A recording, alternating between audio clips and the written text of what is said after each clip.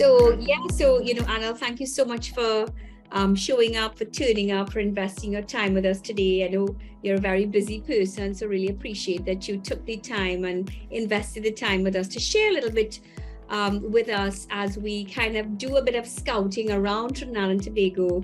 And the topic of our interview is really the future of our people. So just for the benefit of our audience, can you tell us a little bit about yourself and what you do? All right. Well, I'm 38 years old. I know I look a bit younger, but I'm 38 years old. I've been in the financial services sector for the better part of, I would say, 18 years.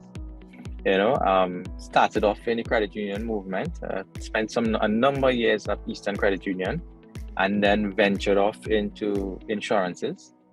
And really and truly, just to add to it, the reason why I ventured off from credit union, or I would say banking, to banking and insurance was really and truly in the banking arena, in the credit union movement, you can help someone achieve. Like you could really help someone achieve, but in this arena, what you can do is not only help them achieve, but you can help them sustain when life happens. Because in that environment, I saw a lot of people that reached heights that they dreamed of, and one thing happened and everything collapsed, So it's all about having that perfect balance. And now I'm at a place in terms of career, in terms of the actual know-how, that I can now help you achieve this, but I can actually help you maintain this, so that the people that come behind you, in terms of your kids, your spouse, all these different things, they don't have the hassle of having to figure out how did you build this, So that's a little bit about me in terms of from a career perspective. I'm an avid dog lover. I'm a family man to my heart. To me, everybody works for a reason. And if you're just working for money, then you're not really achieving what you're set out to do. It's supposed to work for a purpose. And the purpose is really to make the people around you happy. Right. Wonderful. All right. So, and you are in your current role, you are you're the you're an agent for the Maritime Financial Group, yes? Yeah. Right. And tell me a little bit about so you provide the financial services, from loans to investments to medical, life, general insurance, those types of things, yeah? Yeah. And you currently have a team. Do you have a team? Yes, I do. And you have 2 admin and 5 financial advisors, you said, so yes, about 7 persons. And tell me a little bit about, I guess you have a lot going on in front of you in terms of the financial world. I mean, there's always something changing, always something that's different. The one thing for in life is that changes are constant, and it's the pace of change now. And that's the truth. Yeah, it's pace more than anything. It's speed, right? Tell me, based on what you're seeing in terms of your business, what do you think needs to happen with your team to be able to take your business to the next level? I think that we need to realize that protection on a whole, or really and truly, an individual never remains at the same place forever. Now traditionally, what happened, especially people in my career, is that you would have heard this before, is that you would see somebody today and they wouldn't hear from you for the next probably 5-10 years. But because so many things are happening and so fast, is that everyone needs a little tweaking in terms of what their protection should be, what their concept on finances should be, because everyone needs are different every step of the way. So in terms of being able to help somebody from where they are now, in 5 years' time, the goal is not going to be the same, because they would have achieved a certain part of it.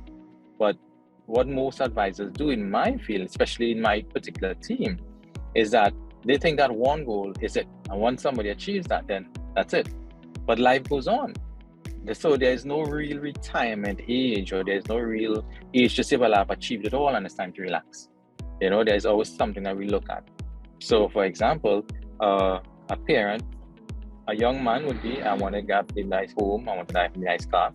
But when that is said and done, I want to be able to prepare for my children. I want to be able to, for them to have a good education and all that comes with it.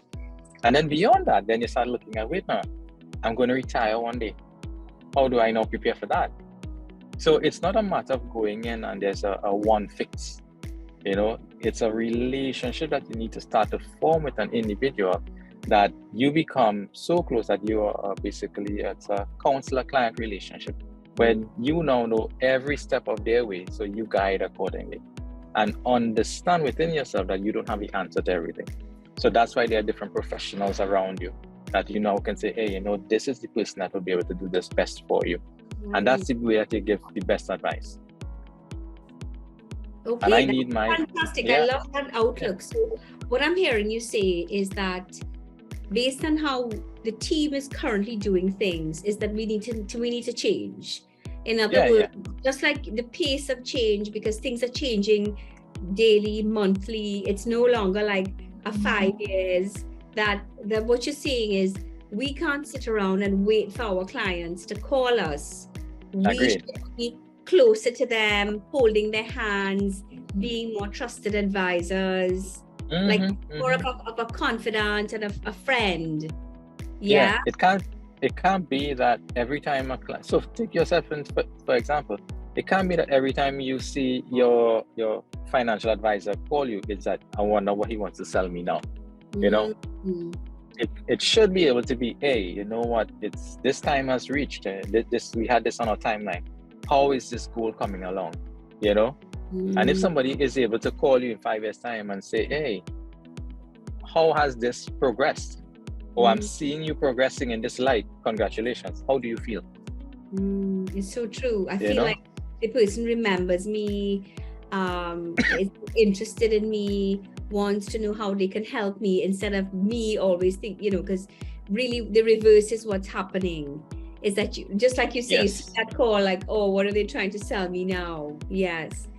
So what I'm hearing you say, Anil, is that what you would like to see more of in your team and in the business, for the business to be able to get to the next level, there needs to be some a kind of change of thinking and transformation in terms of how people show up and the kinds of things they're doing and how those behaviors change. Yeah, definitely. Okay. So currently, then let's just flip that around then. What would you say the challenges are?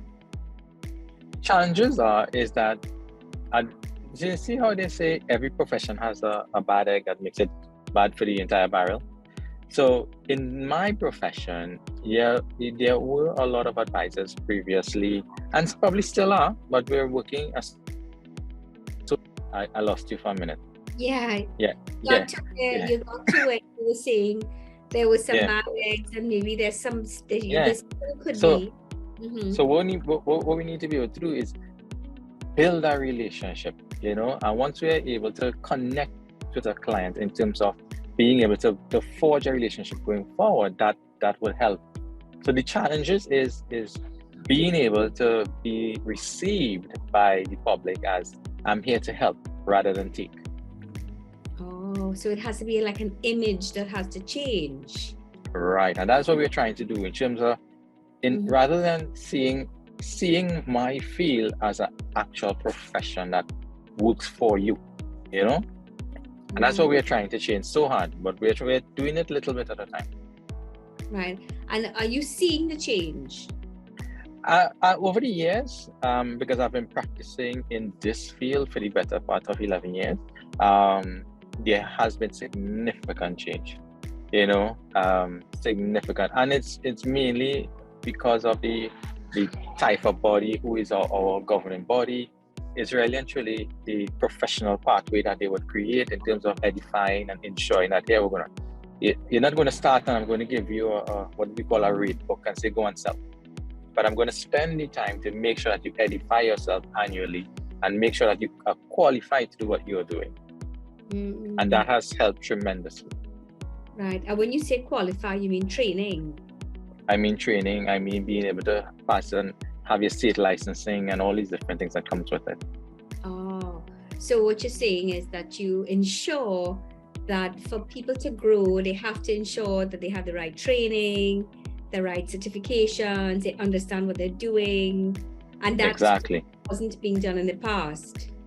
It was being done, but a blind eye would have been turned on it in terms of, you know what, if you did it, you did it. If you didn't do it, you didn't do it. But now it's mandatory. You have to do these things, you know?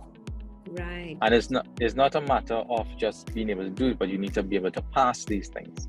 So these simple courses and whatnot would have pass marks and whatnot that goes with it, that ensure that you have some level of understanding. Okay. So now you're kind of upskilling your teams to ensure that they are ready. And what about the behavior change? What about the transformation? What about that good old using the ears, the 2 ears to listen? Yeah, listen more than you speak. Yeah. I've had in the past insurance persons who all they do is push product on me. Mm-hmm. They're not listening to me. They're not listening to what I want, how I want it. I agree. And so and of course it comes across a bit seedy, it comes, just people just trying to push something onto you and sell you something because they want to get. That's how it comes across. It may not be that way, but it comes across. So what you're saying, you're trying to change that whole image. And that's what we were trying to do. And that's why I started off by saying counselor-client relationship, where if that trust is there, it comes like when you go to your doctor. If you say take Panadol, you wouldn't say, well, doctor, is there anything else I could take? You're going to say, okay, because that person is now seeking your best interest and not their own, So hence the reason, if we do that from that perspective, in terms of if I seek your interest, then ultimately you'll seek mine, But a lot of advisors prior was, as you rightfully say, just selling product. Because that's what the training was, sell, But now it's more in terms of relationship. It's in terms of developing a life relationship with somebody, because you view this not as a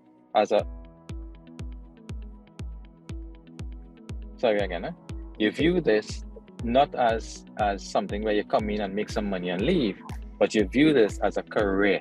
And once you view this as a career, you're in for the long haul. Right. Excellent. Very nice. Okay. Awesome. So if you were to think about some of the things that you would need to do right now, I mean, so what I've heard you also say is that the team has made tremendous transformation and you've seen big shifts, but obviously still needs some way to go. Yeah. What would you say those would be? What would be those? I think for my team, and I can speak for my team, is that there are a lot of voices of, I would say, people who have done extremely well in my industry locally in Trinidad and Tobago. But there's something about hearing voices that are outside of your industry a little bit. It's simply in terms of somebody might be abroad, might be yourself, people who see a different perspective. But it all comes down to what clients or what we would call customers actually need, how to develop a relationship. And because if you listen to a seasoned insurance agent speak, they speak is either going to die or you're going to get critically ill. That's all you hear. But if you listen to someone else speak, they were going to speak in terms of, hey, you know what, this may happen, or what happens in between. Let's deal with the in between. You already know you're going to die. You already know you may get critically ill. But how do we live in that little space that we have? And that is where the magic happens. So once we get people to actually bring that hope, how do we help people deal with the in between? It's very, very, very knowledgeable. Because I've heard some international speakers, and it really, and hearing them on YouTube or on a podcast or what, it's very different to hearing them in person in front of your face. And it really connects, because you realize, wait, no, the same problems that I'm facing here is the same problem somebody in North America is facing. But hearing it from a different voice, or sometimes it's an accent, it registers differently. Right, okay. So that's what I'm encouraging my team to start doing. Maybe we need to invest in an external coach, somebody who can look at this career holistically. Right. So tell me a little bit about that external coach. What does that coach do? So what a coach does is really shows you how to connect to a client within. Not so much on the dollar and cents level, but how do we connect to that client that they actually start trusting you by seeing your work? You know, not really going out there and you're begging for a sale, but you're going out there and showing that, hey, here we're going on. I am somebody that could provide value to you. And once that person is able to help you do that or see it like that, they now have you accountable. And hey, here's what. Are you actually doing what you say you're doing? You know, not 1 week, 2 weeks, but are you continuing to do this? Are you changing the way or the mindset and way you look at sales? Because most insurance advisors would sell anybody, but we need to have an understanding that, hey, here we're going to, not everybody's at that place for us yet. They will get there, but it may not be now. And if it is you force something on them, it's going to leave a bitter taste. Right. You know? So that is what an external coach really does. Shows you how to really see, think, and strategize in terms of executing what we need to execute. Right. So that external coach, again, it is like it adds a different perspective. It does. Mm-hmm. Because I mean, what we look at, or what I look at, I would say, I would look at people around the world who do what I do, but does it in ways that I would only dream of. You know, I'm not sure how much you know about my industry, but there's what we call the MDRT or the $1 Million Roundtable, as you would hear it. It's in the newspaper, yes. Right. Yeah, people at the $1 Million Roundtable. I've seen people on it, yes. Right. So I've been doing that for the past 9 years, but it's only this year that I've realized, wait, now we are doing MDRT or $1 Million Roundtable, and in our mindset, we are the best of what we do locally, right? But when you go on an international platform and you really look, MDRT or $1 Million Roundtable is actually a bronze medal. There's 2 tiers above that. That only a handful of advisors actually achieve in Trinidad and Tobago. Wow. And are you on $1 Million Roundtable? I am for the past 9 years, yeah. Wow. God, congratulations. Thanks very much. Yeah. But it opens your mind to realize, wait now, am I celebrating mediocrity? Yeah, it's funny. When I went to England to study, I used to think I was smart, but when I got there, it's like, oh my God, people are really smart here, boy. It's the truth. It's the truth. Because when you see people that are doing 9 times, 10 times, 15 times what you are doing for the past 20 years, 25 years, clearly I'm not connecting with something. I'm missing something. Yeah. I mean, they have a bigger pool of people though. And it's not about the pool of people. It's about the people that you're actually connecting with. Ah, it's true. That's true. Yeah. The net worth of the person. Exactly. Yes, I hear you. Mm-hmm. I hear you. So what I'm hearing you say is that you're big on coaching then. You think I mean, obviously, you're a young person. I guess what you would call you're a millennial. Mm-hmm. Yeah. You're a millennial. My kids call me a boomer, although I'm not a boomer. But would you say then that, I mean, and your generation, you believe in coaching and external coaching, having an external independent person to support the team, to be the best version of themselves? Yeah. I mean, would that be something that you feel like, what does that coach look like? I mean, in terms of, so you mentioned about adding perspective, holding the team accountable. What else does the coach do? To me, a coach needs to be able to say, I've walked the walk. So I'm not just talking the talk, but I've walked it. I've tasted it. I know the pain that you're going through, So don't worry. I'm living proof that there is light at the end of the tunnel. A coach needs to be able to do that for me, It cannot be that, hey, I know what to say, but I don't know what to do. It's 2 different things. Would it be a coach in your industry then? You think somebody in your financial, because they need to be able to... Yes and no.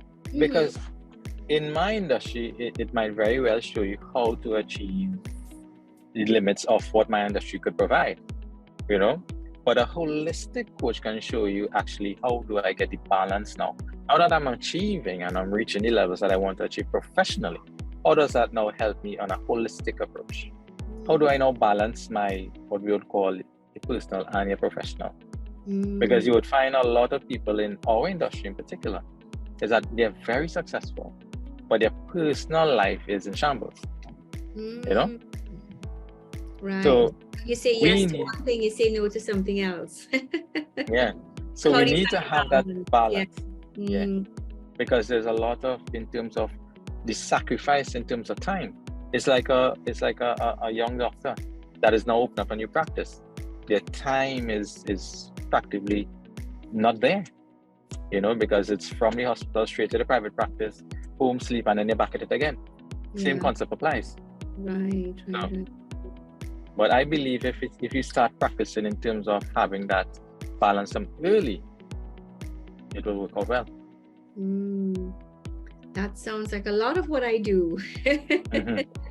People come to me all the time and they say, I want to have a better relationship. I want to be better health. I want to be healthy. I want to have more money. I want to have a lot of things.